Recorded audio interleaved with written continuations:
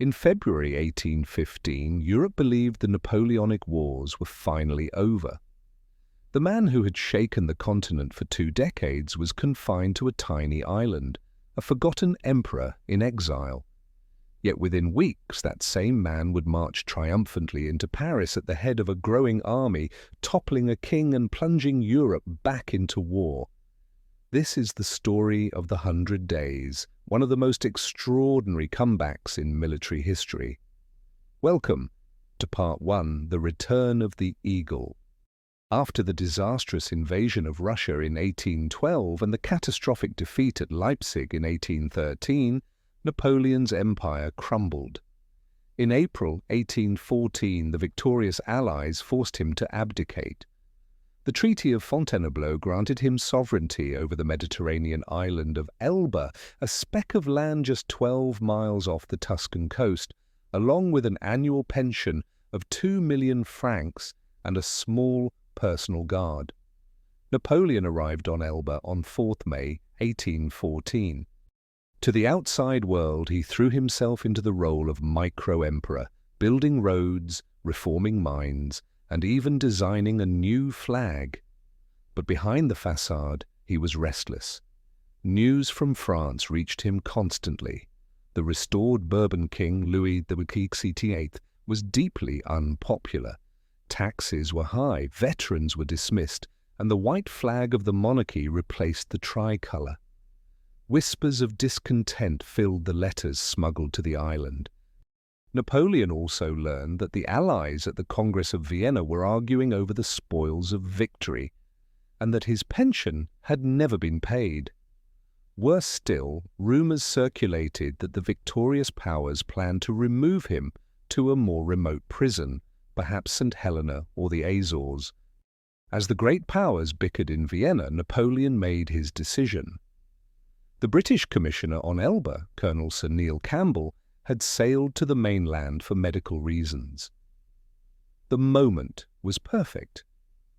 On the evening of 26th February 1815, after a farewell dinner with his mother Letizia and sister Pauline, Napoleon boarded the brig Inconstant with around 700 loyal grenadiers of the Old Guard, Polish lancers, and Corsican volunteers.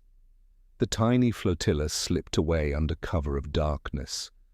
For 3 days they sailed through stormy seas, twice sighting British warships, but miraculously avoiding detection. On 1st March 1815, Napoleon stepped ashore at Golfe-Juan on the French Riviera, exactly 10 months after leaving France. With fewer than 1,000 men and no shots fired, Napoleon began his march north, choosing the rugged Alpine roads to avoid Royalist Provence. His plan was audacious: reach Grenoble, win over the garrison, and then march on Paris before the government could react. The next 7 days would become legend. As Napoleon advanced, local officials sent troops to intercept the Corsican usurper. The first real test came on 7th March near Laffrey, south of Grenoble. The 5th Line Infantry Regiment, sent by Louis XVIII, blocked the road. Napoleon rode forward alone.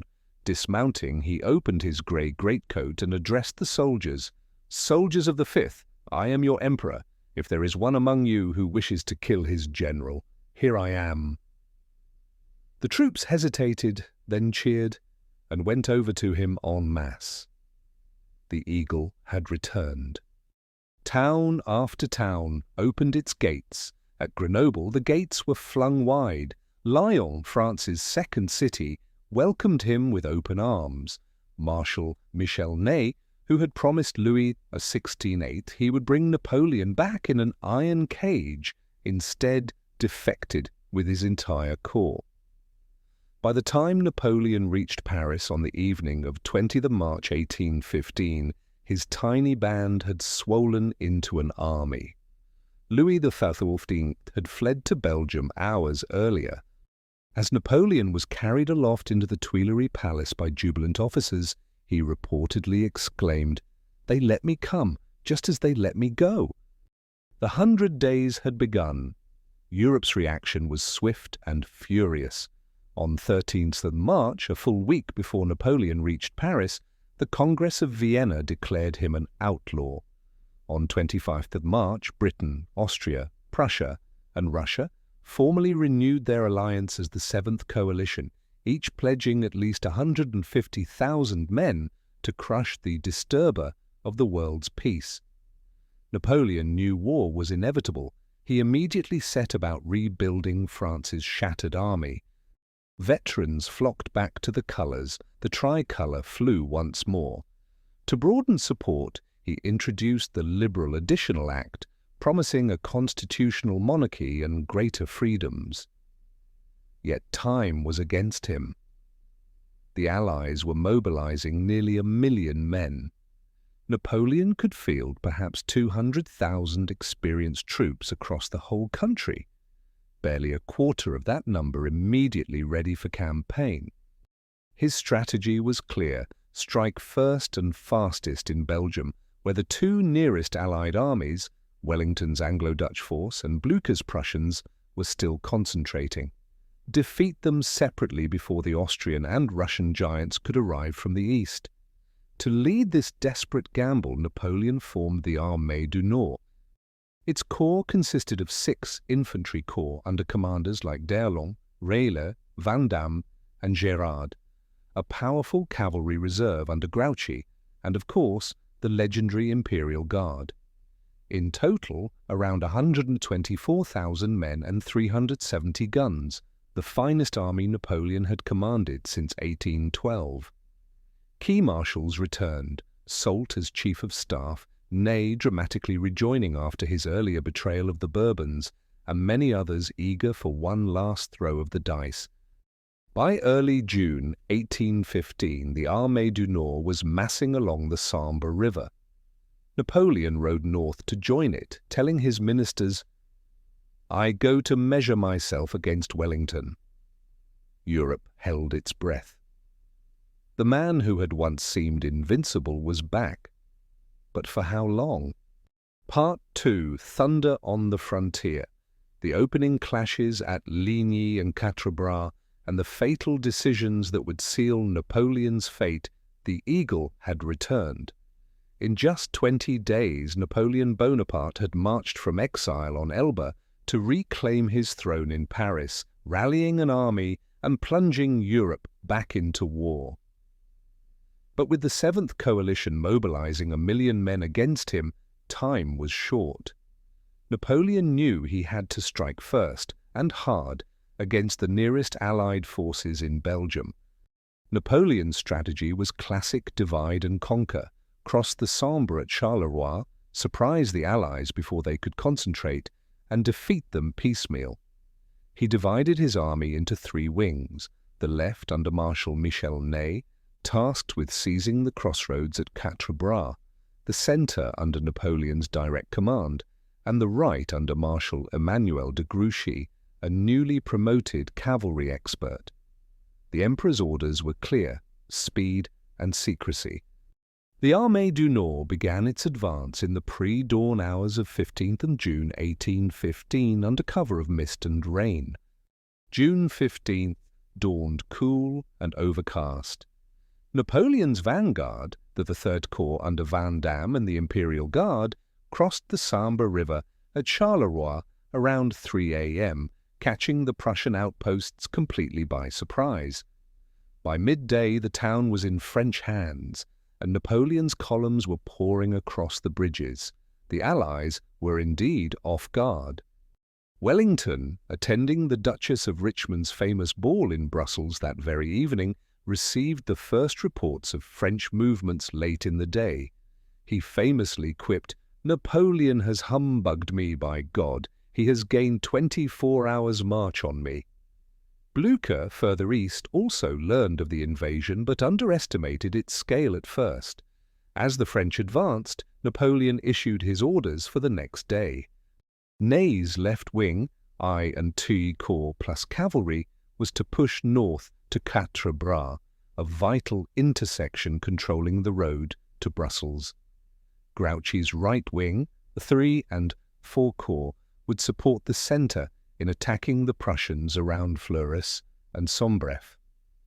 By nightfall on the 15th, the French had achieved a remarkable concentration. Most of the army was across the Sambre, ready to strike. But the Allies were beginning to react. Prussian couriers rode hard to rally Blücher's corps, while Wellington ordered his scattered divisions to converge on Quatre Bras. Dawn on the 16th of June brought clearer skies and rising tension. Napoleon, headquartered at Charleroi, believed the Prussians were retreating eastward and planned to crush them before turning on Wellington. He rode forward to Fleurus, where Vandame's Third Corps had encountered Prussian resistance.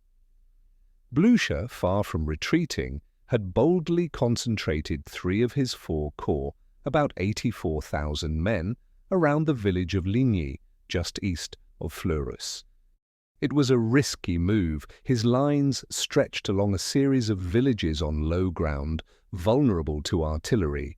But the old marshal was spoiling for a fight, famously declaring, "We'll give them a good licking." Napoleon arrived at Fleurus around 11 a.m. and quickly grasped the opportunity. From the windmill at Naveau, he surveyed the Prussian positions and ordered an attack. His centre, Vandame's Third Corps on the left, Gérard's 4 Corps on the right, and the Guard in reserve, would assault Ligny head-on. To ensure victory, he sent orders for d'Erlon's Pain Corps from Ney's wing to march east and strike the Prussian flank. The Battle of Ligny began around 2:30 p.m. with a massive French artillery barrage, over 200 guns pounding the Prussian lines. Vandame's men stormed Saint-Amand and La Haye, while Gérard's troops targeted Ligny village itself. The fighting was brutal, and house to house, Prussian troops, tough and disciplined, held firm at first. Blücher threw in counterattacks, personally leading charges despite his age. By 5 p.m. the battle hung in the balance, with villages changing hands multiple times amid smoke, mud, and carnage. Meanwhile, 10 miles to the west, another battle was unfolding at Quatre Bras. Ney, with about 20,000 men initially, arrived around 2 p.m. to find the crossroads lightly held by Dutch-Belgian troops under Prince William of Orange. Ney hesitated. Instead of attacking immediately with overwhelming force, he waited for his full corps to concentrate, a delay that allowed Wellington's reinforcements to trickle in. Reille's 2 Corps finally assaulted around 2:30 p.m., pushing back the Dutch but meeting stiff resistance. As the afternoon wore on, British divisions arrived piecemeal, Picton's Highlanders, the Duke of Brunswick's contingent, and more. Wellington himself galloped up around 3 p.m., taking command and stabilizing the line. The battle devolved into a fierce slugfest. French cuirassiers charged Allied squares, while British volleys and artillery repelled them. By evening, Ney had committed most of his force, but failed to dislodge the growing Allied army, now over 30,000 strong. Casualties mounted. The Black Brunswickers lost their duke, shot dead leading a charge. Back at Ligny, Napoleon was poised for victory, but d'Erlon's corps was nowhere to be seen. In one of the campaign's great mysteries, d'Erlon had received conflicting orders, first from Napoleon to flank the Prussians, then a countermand from Ney demanding he return to Quatre Bras. d'Erlon marched and countermarched all afternoon, arriving at neither battlefield in time to make a difference. This lost corps, 20,000 men, could have crushed Blücher or Wellington decisively. Undeterred, Napoleon committed his reserves around 7 p.m. The Old Guard stormed into Ligny village, bayoneting Prussians from house to house in savage close-quarters combat. As a thunderstorm broke overhead, drenching the field, Blücher's centre cracked. The old marshal led a desperate cavalry countercharge, but was unhorsed and nearly captured. His aides dragged him away under a cloak. By 9 p.m., as darkness fell, The Prussians were retreating in disorder. Ligny was a French victory. Blücher lost about 16,000 men plus deserters, while Napoleon suffered around 11,500 casualties. But it was not the annihilation Napoleon needed. Blücher's army, though battered, remained intact, thanks in part to d'Erlon's absence. At Quatre Bras, the battle ended in a stalemate around dusk. Ney held the field, but had failed to seize the crossroads fully. Wellington's losses were about 4,700, Ney's around 4,300. The night of 16th and 17 June was chaotic. Blücher, bruised but defiant, regrouped at Sombref. Against his staff's advice to retreat east toward Prussian supply lines, he chose to fall back north toward Wavre, maintaining contact with Wellington. A courier rode to inform the Duke the Prussians would march to his aid if needed. Napoleon, elated by Ligny but unaware of Blücher's direction, assumed the Prussians were fleeing east. At dawn on the 17th, he leisurely toured the battlefield, chatting with wounded soldiers. Only around 10 a.m. did he order pursuit, assigning Grouchy 33,000 men, 3 and I-4 Corps plus cavalry, to follow and harry the Prussians. This was perhaps the campaign's fatal decision. Grouchy, a competent cavalryman but no strategist, was given vague orders. March on the enemy, so that I may know what he is about. Napoleon kept the bulk of his army to deal with Wellington, underestimating Blücher's resilience. Meanwhile, Wellington learned of Ligny's outcome early on the 17th. Realizing his exposed position at Quatre Bras, he ordered an orderly retreat north to the ridge of Mont-Saint-Jean, the pre-scouted position near Waterloo village. The move was screened by cavalry under Lord Uxbridge, who delayed Ney's cautious pursuit. As the Allies fell back, the skies opened. Torrential rain turned roads to quagmires and fields to mud, slowing everyone. Napoleon's advance was hampered. He reached Quatre Bras around noon, only to find Wellington gone. Pressing on, the French harried the Allied rearguard through the downpour. Skirmishes flared, but Wellington's men reached Mont-Saint-Jean by evening, digging in along the ridge. His army, now reinforced to about 68,000, included British, Dutch-Belgian, Hanoverian, and Nassau troops, a multinational force of varying quality. Napoleon halted south of the ridge at La Belle Alliance, his 72,000 men exhausted and soaked. Scouts reported the Allied position, but the Emperor dismissed it. "We have 90 chances in our favor and not 10 against us." As night fell, the rain intensified, turning the battlefield into a sea of mud. Troops bivouacked in misery, French soldiers without tents, Allies sheltering in farmhouses like Hougoumont and La Haye-Sainte. Morale varied. Napoleon's veterans were confident, chanting "Vive l'Empereur" despite the weather. Wellington's men were resolute but wary, many green troops untested. Blücher's Prussians, marching hard from Wavre, were determined to avenge Ligny. Unbeknownst to Napoleon, the stage was set for disaster. Grouchy would wander east, missing the Prussians' northward pivot. The mud would delay French artillery and infantry the next day. Part 3. The Field of Waterloo. Morning to late afternoon. June 18, 1815, a muddy field in Belgium soaked by overnight rain. Two armies face each other across a shallow valley, one commanded by a tactical mastermind defending his patchwork coalition, the other led by history's greatest conqueror in his final bid for glory. This is the heart of the Battle of Waterloo. From the opening shots to the crisis of the afternoon. The battlefield stretched about 2.5 miles wide, centered on the Brussels road.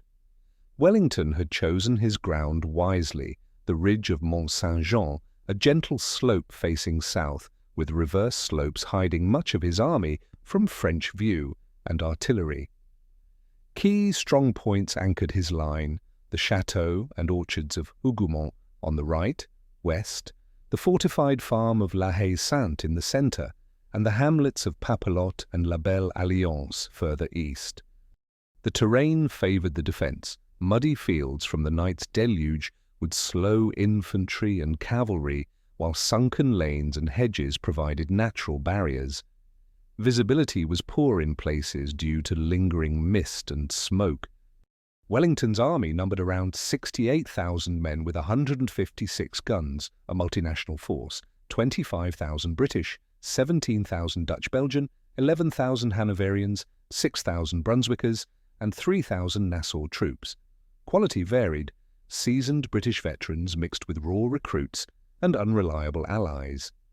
The Duke positioned his best troops in key spots with cavalry under Lord Uxbridge in reserve. Opposite them, Napoleon's 72,000 men and 246 guns, the Armée du Nord's main body, formed up south of La Belle Alliance. His force included I Corps d'Erlon on the right, 2 Corps Relive on the left, the Imperial Guard in reserve, and powerful cavalry under Milhaud and Kellermann. Veterans all, but fatigued from the march and rain. Napoleon planned a straightforward assault, feint at Hougomont to draw reserves, then smash the Allied centre with massed artillery and infantry, followed by cavalry exploitation. He delayed the start due to the mud, hoping the ground would dry. The attack began at 11:30 a.m. The battle opened with a diversionary attack on Hougomont.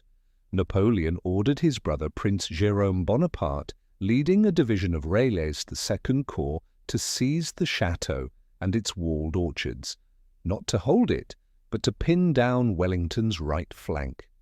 Around 11:35 a.m., French skirmishers advanced through the woods south of Hougomont, followed by howitzer shells setting the buildings ablaze. The defenders, Coldstream and Scots Guards under Lieutenant Colonel James MacDonell, plus Nassau and Hanoverian light troops, barricaded the gates and loopholed the walls. The fighting erupted into a microcosm of the battle. French columns stormed the orchards, only to be mowed down by musket volleys from behind hedges and walls. Jérôme, perhaps overzealous, committed brigade after brigade, eventually most of Reille's corps, turning the diversion into a costly sideshow. Inside the chateau, hand-to-hand combat raged. At one point, French axemen breached the north gate. Lieutenant Colonel MacDonell and a handful of guardsmen slammed it shut just in time, barring it with a beam. Hougomont held, but at great cost, thousands of French casualties for no gain, while Wellington fed in just enough reinforcements to keep it secure. As the Hougomont fight simmered, Napoleon unleashed his Grand Battery, 80 guns massed opposite the Allied centre, pounding La Haye-Sainte and the ridge beyond. Around 1:30 p.m. the main assault began. D'Erlon's corps, 4 divisions, nearly 18,000 men, advanced in massive columns toward the Allied left centre. Drums beating, eagles aloft, they crossed the valley under withering cannon fire, shouting "Vive l'Empereur!" The columns targeted La Haye-Sainte and the ridge above, where Picton's 5th Division, battle-hardened Peninsular veterans, waited prone behind the crest. As the French crested the slope, British lines rose and unleashed devastating volleys at point-blank range. Fierce bayonet clashes followed. General Picton, leading a countercharge, was shot through the head. His last words, "Charge! Charge! Hurrah!"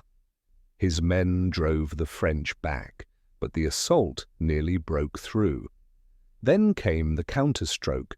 Lord Uxbridge launched the Union Brigade, Scots Greys, Inniskillings and Royals, in a thunderous cavalry charge. Crashing into the disorganized French columns, they sabred hundreds, capturing 2 eagles and overrunning d'Erlon's Grand Battery.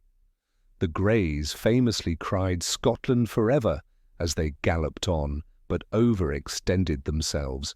French lancers and cuirassiers countercharged, mauling the British horsemen. Of the 2,500 who charged, over 1,000 became casualties. D'Erlon's assault was shattered, with 3,000 prisoners taken, but at a price to Wellington's reserves. A lull followed around 3 p.m. as both sides regrouped amid thickening smoke. Hougoumont still burned, its defenders low on ammunition but unyielding. Napoleon, observing from Rossomme Hill, prepared his next move, but events were turning against him. Around 4 p.m., scouts reported troops approaching from the east, not Grouchy's pursuers, but Blücher's Prussians. Bülow's IV Corps, after a grueling march from Wavre, was debouching near Chapelle Saint-Lambert. Napoleon had to act.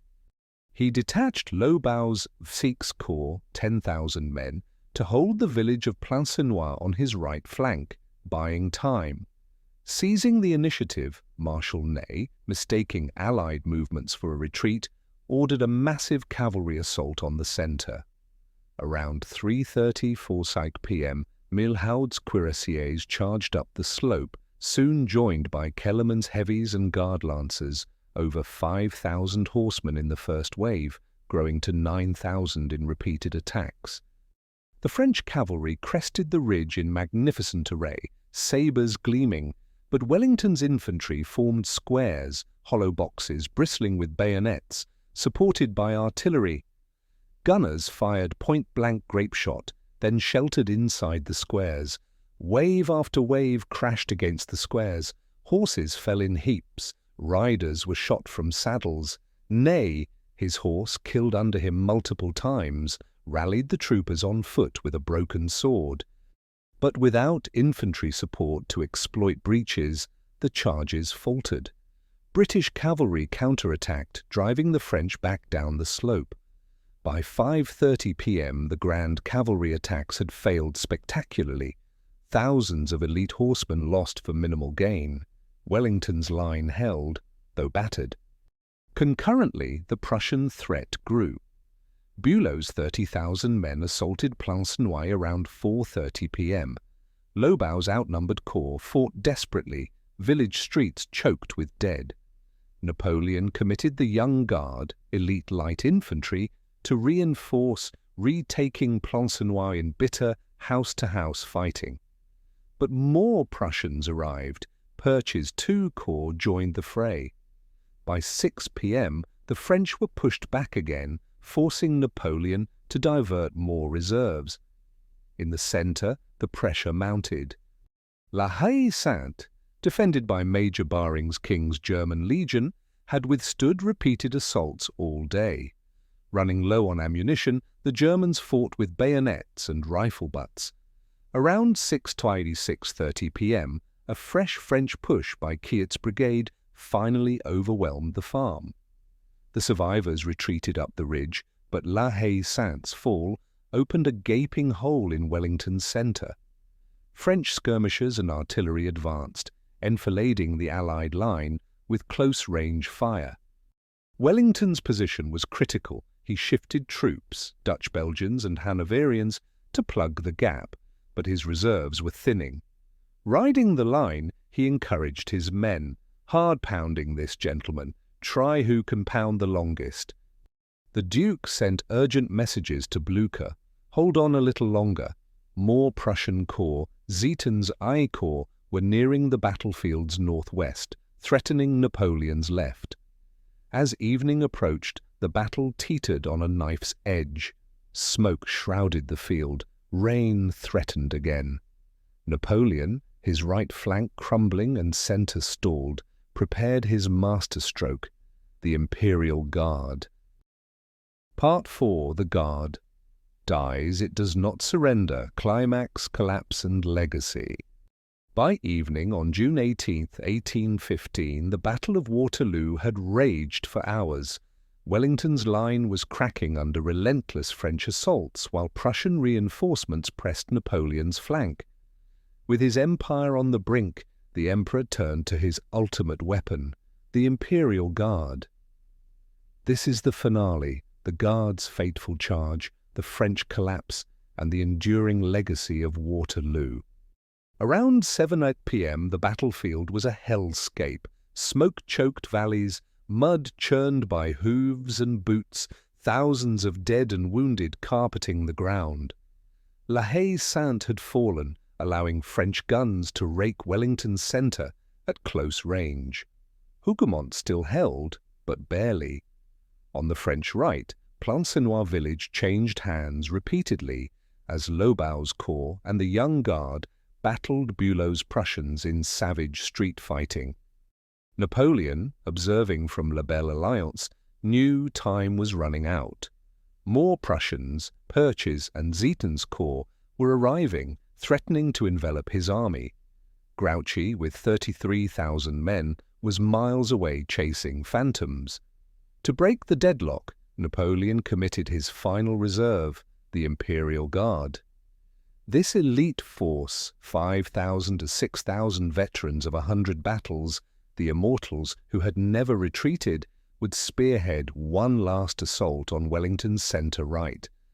The Guard formed up in columns, 5 battalions of the Middle Guard leading, with the Old Guard Grenadiers in support. Drums rolled, officers shouted encouragement. Napoleon rode among them, stirring their loyalty. There is no such thing as a man of the Guard who surrenders. At 7:30 p.m, the Guard stepped off amid cheers from the French line. They marched steadily up the slope, bayonets fixed, under a hail of canister and musketry. Wellington, spotting the advance, repositioned his troops. Maitland's British Guards Brigade lay prone behind the crest, supported by Dutch Belgians and the 52nd Light Infantry. As the Middle Guard crested the ridge, they unleashed a volley, but the British rose as one and returned fire at 40 yards. The front ranks crumpled, the columns wavered. Maitland bellowed, "Now, Maitland, now's your time." His guardsmen poured in more volleys, then charged with bayonets. To the Guard's left, Colonel Colborne's 52nd wheeled out and enfiladed them with flanking fire, a devastating crossfire that shattered the formation. Dutch troops under Chassé added their weight, their artillery blasting gaps at point blank. For the first time in history, the Imperial Guard recoiled. Cries rippled through the French army, "La Garde recule, the Guard retreats." Panic spread like wildfire. Exhausted units broke, men fled south in disorder. Napoleon, stunned, tried to rally them. He formed 3 battalions of the Old Guard into squares as a rearguard, declaring, "The Guard dies, but it does not surrender." But the momentum was lost. Seizing the moment, Wellington stood in his stirrups, waved his hat 3 times, and ordered a general advance. His entire line surged forward, infantry, cavalry, artillery, sweeping down the slope. "Go on, boys, they won't stand." On the French right, the Prussians finally overwhelmed Plancenoit around 8 p.m. Zieten's corps linked up with Wellington's left, hitting Napoleon's flank. The French collapse became a rout. Cavalry pursuits turned the retreat into slaughter. Prussian lancers and hussars harried the fleeing French through the night, capturing guns, eagles, and thousands of prisoners. Ney, fighting on foot with a broken sword, barely escaped. The Imperial Guard squares held longest, forming islands of resistance amid the chaos. True to their motto, many died where they stood. Napoleon abandoned his carriage and fled on horseback, reaching Charleroi by midnight. His army disintegrated. Of 72,000 who started the day, perhaps 40,000 escaped, with 25,000 killed or wounded and 8,000 captured.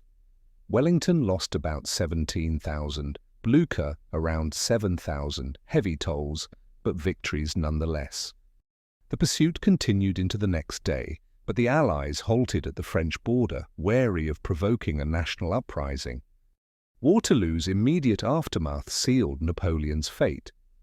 Arriving in Paris on June 21st, he found political support evaporating.